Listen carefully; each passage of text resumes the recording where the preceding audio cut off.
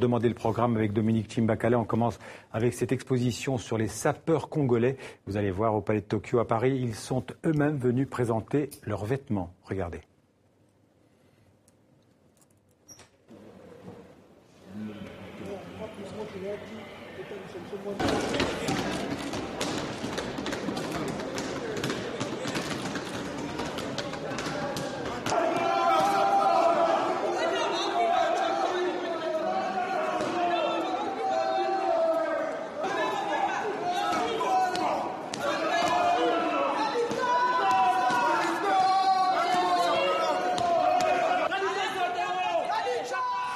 Alors je disais, ce sont les sapeurs, des sapeurs un peu particuliers, puisque ce sont les membres de la Société des ambianceurs et des personnes élégantes, c'est comme ça qu'on les appelle. Absolument, c'est comme ça qu'on les appelle. Les sapeurs du Congo. Alors vous avez vu là, ils ont fait une performance, alors c'est un peu spécial, c'est un peu particulier, je le reconnais, parce que vous savez, les sapeurs, ce sont un petit peu les enfants terribles de la mode congolaise, ils font des défilés, effectivement, mais avec leur propre code, avec des cris d'autopromotion.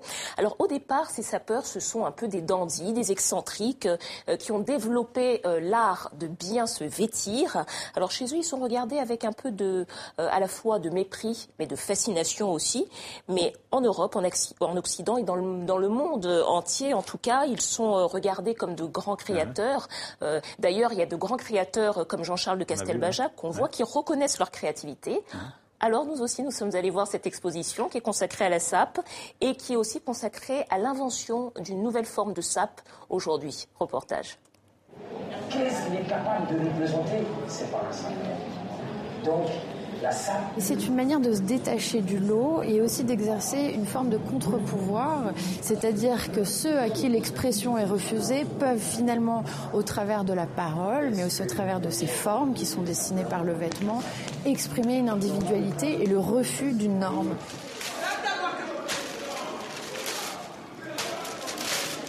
Seda 100% papier récupère du papier destiné aux aliments sur le marché de Kinshasa. Il les amène ensuite à un couturier qui lui permet de réaliser les tenues comme celle-ci qui est derrière nous, qui est proche d'une tenue de cosmonaute.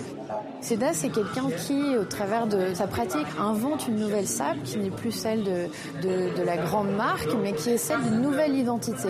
Et une identité tellement nouvelle qu'elle est finalement individuelle et singulière.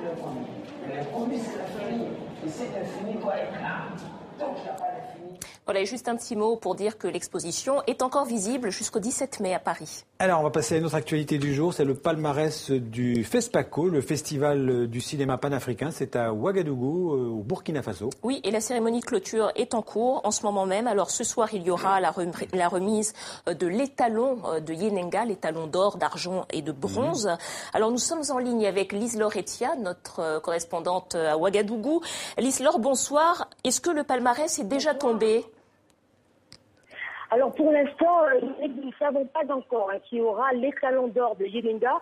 L'un des films ici à avoir remporté le plus de récompenses, c'est L'œil du cyclone de Sékou Traoré, qui vient de remporter 3 prix spéciaux et les 2 prix d'interprétation féminine et masculine. En tout cas, les Burkinabés espèrent bien remporter cette récompense suprême. La dernière fois, c'était en 1997. Alors, Lise-Laure, Timbuktu a été multiprimé déjà au César en France. Est-ce que le film d'Abderrahmane Sissako a aussi toutes ses chances d'obtenir l'étalon d'or ? Alors, que toutes les personnes que j'ai rencontrées ici depuis ce matin nous disent très officieusement que Timbuktu ne fait pas partie des 3 primés. Donc, nous attendons de voir tout à l'heure ce qui va se passer, mais Timbuktu n'est pas dans les pronostics, même si, il faut le rappeler, il a fait sale comble ici au ciné Burkina. Est-ce que vous pensez que l'attentat qu'il y a eu hier soir au Mali peut-être a pu influencer le jury ou pourrait influencer le jury sur Timbuktu ? Alors, le palmarès a été, les récompenses ont été, depuis hier, les membres du jury, connaissaient déjà qui aurait les prix, donc je ne pense pas que ça puisse influencer. En revanche, ici, Dominique, les mesures de sécurité sont extrêmes. Le régiment de sécurité présidentielle qui assure l'encadrement ici des 12 000 festivaliers est presque, je dirais, en litre d'alerte. Merci Lise-Laure, et peut-être qu'on vous retrouvera d'ici la fin de ce journal si on a le palmarès du FESPACO à Ouaga. Absolument, on va partir en Chine rapidement, Dominique, avec un documentaire qui fait beaucoup de bruit sur Internet. Oui, et ce documentaire s'appelle China's Haze Under the Dome, la Chine dans la brume sous le dôme. Alors c'est un documentaire sur les ravages de la pollution en Chine, vous allez voir les images. Le fait marquant, c'est qu'il a été réalisé par une présentatrice vedette de la télévision d'État chinoise qui a décidé de s'engager dans la lutte contre la pollution après avoir découvert que l'enfant qu'elle portait était atteint d'une tumeur. Alors, c'est un documentaire qui dure plus de 2 heures, 24 heures après sa mise en ligne.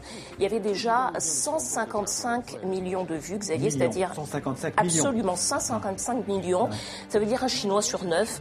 Alors, c'est vraiment un événement en Chine parce que vous savez qu'on n'a pas beaucoup l'habitude de s'exprimer dans un pays communiste, de débattre. Il est interdit, je crois. Alors, le gouvernement chinois a tout censuré. On ne peut plus le voir sur les sites chinois, uniquement sur YouTube pour tout le reste du monde, mais en Chine, YouTube est bloqué. Est bloqué aussi. Merci beaucoup Dominique et à demain. À demain.